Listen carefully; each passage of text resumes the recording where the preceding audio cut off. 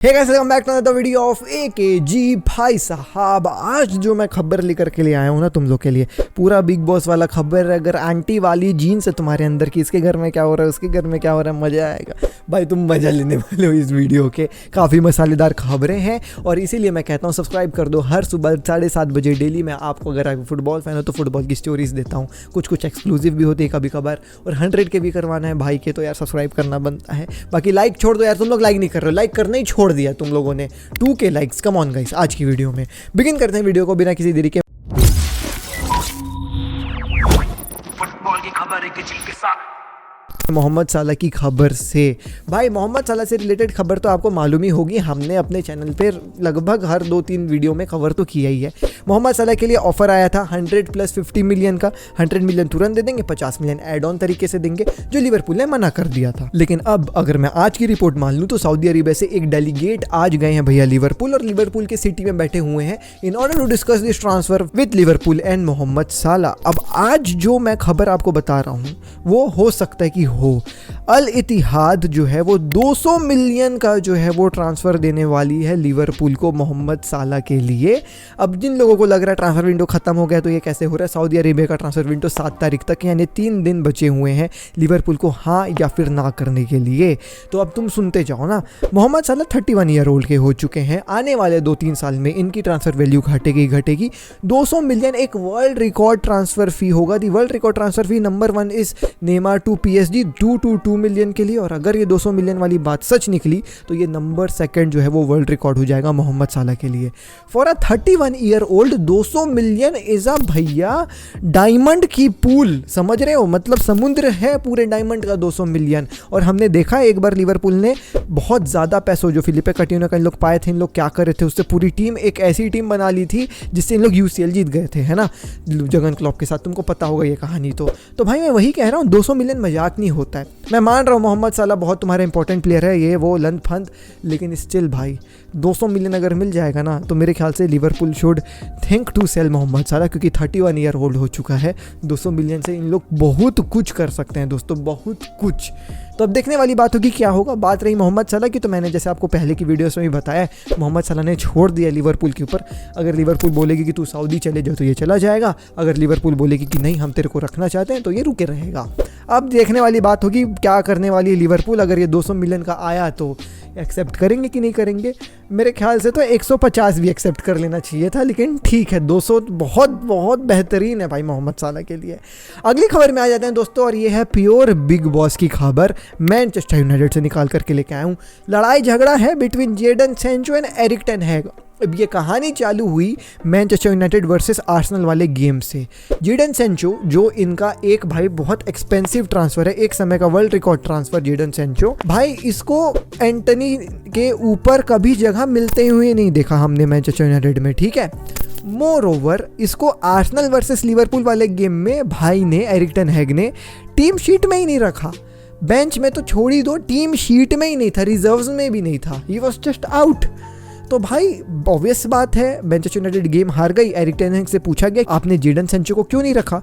भाई Eric ten हैग कहता है कि भाई देखो सीधी सी बात ये है कि जेडन सैंचो का ट्रेनिंग में जो है वो खेल उतना अच्छा नहीं चल रहा है, वो उतना अच्छा ट्रेनिंग में नहीं दिखा मेरे को, और इसी के चलते मैं उसको नहीं रखा। अगर मेरे टीम में रहना है तो तुमको हाई परफॉर्मेंस देना पड़ेगा इन ट्रेनिंग, तभी तुम सिलेक्ट हो पाओगे। और इस चीज़ को फैब्रिजो ने भी कंफर्म किया कि अगर आप मैनचेस्टर यूनाइटेड में खेलना चाह रहे हो तो आपको टॉप जो है वो परफॉर्मेंस दिखानी पड़ेगी। तो भाई बहुत ज़्यादा टेंशन हो गया between Jadon Sancho and Erik ten Hag after this statement. Erik ten Hag ने यही बोला कि भाई मेरे को तो उसका समझ में नहीं आया कहानी ट्रेनिंग में, इसलिए मैं उसको रखा नहीं। लेकिन भाई फिर जेडन सैंचो कुछ ये जो है वो ऑफिशियल ट्वीट करते हैं कि भैया हमेशा जो तुम रीड कर रहे हो उसको बिलीव मत करो। अरे मैनेजर खुद बोल रहा है, हम क्या बोल रहे हैं भाई। मैं लोगों को जो है वो ऐसी चीज़ें नहीं कहने दूंगा जो कंप्लीटली अनट्रू है। मैं हमेशा से ट्रेनिंग में बहुत अच्छे से रहा हूँ, इस हफ्ते तो खासकर, और मैं ऐसा बिलीव करता हूँ कि और भी कुछ रीजंस हैं जिसके चलते मेरे को जो है वो टीम शीट में नहीं रखा जा रहा है, और उन रीजंस के अंदर मैं ज़्यादा घुसना नहीं चाह रहा हूँ अभी। मैं हमेशा से जो है वो बलि का बकरा बना हुआ हूँ इस टीम के लिए, जो सही नहीं है। डायरेक्ट शॉट्स हैं ये एरिक टेन हैग के ऊपर। आगे ये कहता है मैं हमेशा से फुटबॉल खेलना चाहता हूँ with a smile on my face and contribute to my team. I respect all the decisions that are made by the coaching staff. I play with fantastic players and I am grateful to do so which I know every week is a challenge but I will continue to fight for this badge no matter what. तो भैया Eric ten हैग के ऊपर Jadon Sancho ने तो बंदूक चला दी, बोल दी भैया डायरेक्ट कि ये जो कर रहा है ये मेरे को हमेशा बली का पकड़ा बना करके रखा है, और कुछ और रीज़न है। मैं ट्रेनिंग में तो इस हफ्ते काफ़ी अच्छा था, जो ट्रेनिंग की बात कर रहा है ऐसा कुछ भी नहीं है। तो भाई कुछ और रीज़न है जिसके चलते मेरे को ये जो है वो अपनी टीम में नहीं रखा।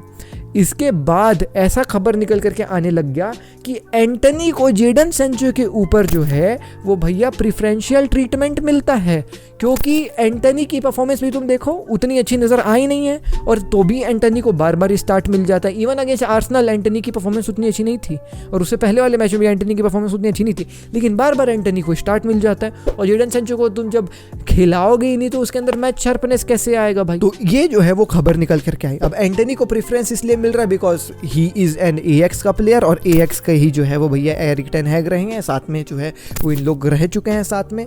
तो अब पता नहीं भाई क्या कहानी है, लेकिन जो एरिक टेन हैग के ऊपर जेडन सैंचो ने स्टेटमेंट दे दिया उससे दो चीज़ें हो गई। एक तो कंट्रोवर्सी, ऑब्वियसली कुछ फैंस एरिक टेन हैग के साथ हैं, कुछ फैंस अपने जो है वो जेडन सैंचो के साथ हैं। एरिक टेन हैग को ब्लेम कर रहे हैं कि इसने रोनाल्डो के साथ भी ऐसी किया था, उसको भी क्रिटिसाइज़ किया था, उसको भी पब्लिकली डिफेम किया था, फिर इसने हैरी मैग्वायर को भी जो है वो बली का बकरा बनाया था, और अब ये जेडन सैंचो के साथ सेम काम कर रहा है। कुछ लोग जो है वो एरिक टेन हैग की तरफ हैं कि भाई अगर वो परफॉर्मेंस नहीं देगा ट्रेनिंग में तो स्वाभाविक सी बात है उसको स्टार्ट नहीं मिलेगा, जो सही भी बात है। लेकिन अब ऑफिशियली इससे ये हुआ कि अब जेडन सैंचो के ऊपर डिसिप्लिन वाले एक्शंस जो है वो लिए जाएंगे कि तुम जो है वो भाई मीडिया में आकर के से अंड बंड बातें कर रहे हो कोच के ऊपर, तो अब जो है वो तुम्हारे ऊपर डिसिप्लिन वाले एक्शंस लिए जाएंगे। अब तुम पता नहीं सस्पेंड हो सकते हो लंबे समय के लिए। अब भाई पता नहीं ये कहानी क्या है, लेकिन ऑफिशियल देखो अंतर की कहानी तो मैंने तुमको बता दिया एंटनी वाली, लेकिन ऑफिशियल तो इसने भैया मतलब एरिक टेन हैग ने हमारे जेडन सैंचो को जो है वो क्रिटिसाइज़ किया, जेडन सैंचो ने एरिक टेन हैग को क्रिटिसाइज़ कर दिया, और अब क्लब जो है वो जेडन सैंचो के ऊपर कूद रही है। भाई मैनचेस्टर यूनाइटेड भाई अलग ही लेवल पे जो है वो भसड़ होते रहती है। और सबसे ज़्यादा मज़ा कौन ले रहा है तुमको पता है? पियर्स मॉर्गन, जिसने रोनाल्डो के इंटरव्यू करवा के और एकदम भांग करवा दिया था भैया मैनचेस्टर यूनाइटेड में। वो बोल रहा है कि जेडन सैंचो अगर तेरे को भी एक इंटरव्यू देना है तो मैं तैयार हूँ तेरे लिए इंटरव्यू लेने के लिए, मैं ये सब मैटर सॉल्व करवा सकता हूँ तेरा। देख रहे हो कितना बदमाश है पियर्स मॉर्गन, बड़े भाई। अब दोनों मैं क्या ही बोलूँ भाई, अलग ही लेवल पे जो है वो चल रहा है। लेकिन यूनाइटेड की खबर यही खत्म नहीं होती है दोस्तों। There is something wrong with United players and domestic violence. बहुत back in history we saw Cristiano Ronaldo struggling with मतलब वही लड़कियों के ऊपर मारपीट करने वाला केस। Then we saw Mason Greenwood, और उसकी कहानी तो अब तुम सब जान ही रहे हो। अब recent allegations are on Antony भाई। अब since they are going for an international break वगैरह, अब ये ब्राज़ील वगैरह जाएगा, तो ब्राज़ील के पुलिस स्टेशन में भैया इन्वेस्टिगेशंस चल रहे हैं एंटनी के ऊपर। डोमेस्टिक वायलेंस का जो है वो केस कर दिया गया है एंटनी की एक्स गर्लफ्रेंड के द्वारा।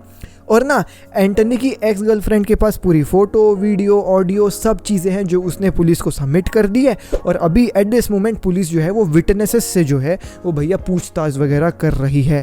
सो ये जो केस एंटनी के ऊपर उसकी गर्लफ्रेंड ने किया है उसके ऊपर पूरा जो है वो कार्यक्रम चल रहा है। अब इस केस के ऊपर एंटनी की गर्लफ्रेंड का भी एक स्टेटमेंट है और एंटनी के मैनेजमेंट का भी एक स्टेटमेंट है, दोनों मैं आपको बता देता हूँ। तो एंटनी की गर्लफ्रेंड ये कहती है कि एंटनी अपने आप को और सबको, हम सबको मतलब परिवार के मेंबर लोग को घर के अंदर बंद कर लेता था और कहीं भी बाहर नहीं जाने देता था, इवन मेरा पासपोर्ट भी ले लेता था।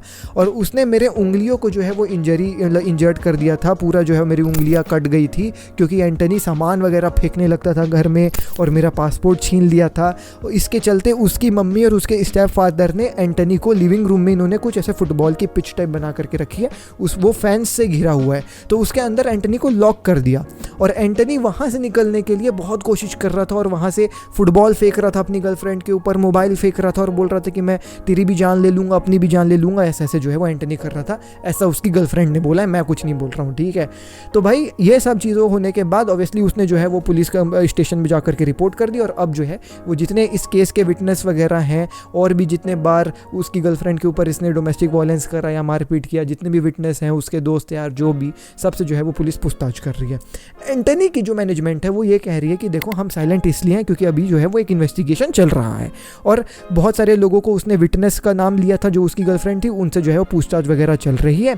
तो ये जो इन्वेस्टिगेशन वाला प्रोसेस होता है इसको बहुत ही समझदारी से करना पड़ता है। इसमें फैक्ट्स हम कुछ बोल करके उल्टा सीधा नहीं करेंगे क्योंकि बहुत ही जो है वो भैया केयरफुल चीज़ है ये।